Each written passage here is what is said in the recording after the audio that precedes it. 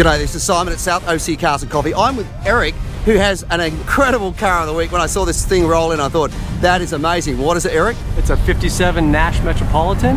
Yeah, but there's something under the hood that I don't think it came with. What is it? It's a 51 8BA flathead Ford V8. You heard that, a V8 and a little Metropolitan. Check this thing out.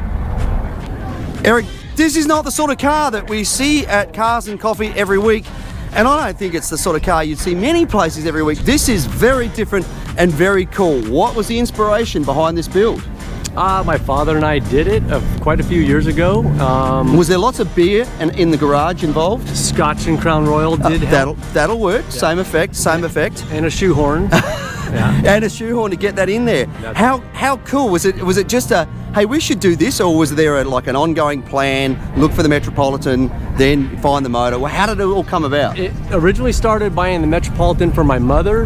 Right. She loved it. She loved the color. It was an original car when we bought it. And then my dad said, as long as you let me put the motor in it that we want to put in it, we'll buy you a Metro. And what did your mum say about that? She loved it. Did she really? Yes. Oh, that is so cool. She's an old school street rider. Oh, that's awesome. Because a lot of mothers would go, you're not messing with my car.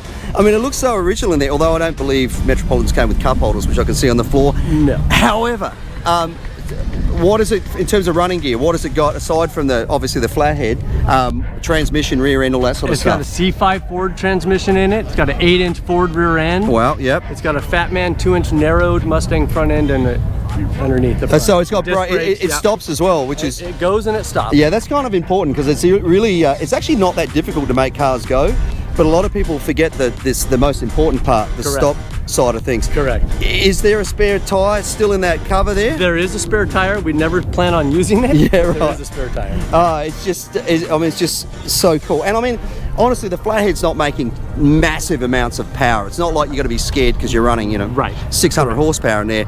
It runs down the freeway at 60 miles an hour without a problem. Yeah, that's great. Because overdrive as well with that transmission, which is really cool. How long did it take you guys to do the project? About 2 years. That's not bad, is it? A garage built, not painted in the garage, but everything else was done in the garage. Yeah, right. Interesting. And lots of polished stuff, lots of chrome. Yep. I mean, it looks good. It's a fun build. Did you stand back when it was done with your dad and go? It was the best. That first moment of turning the key, I bet that was kind of cool.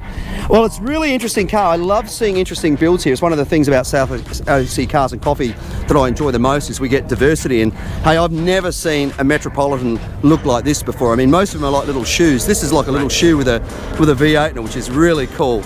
As our Car of the Week winner, you get this Maguire's complete kit, including the polishing sponge, cleaner wax, scratch remover, car wash, glass cleaner, interior detailer, and hot shine foam. Mate, keep this great little V8 Metropolitan looking as cool as it does today. Thanks for bringing it out. Most definitely. Congratulations. Thank you.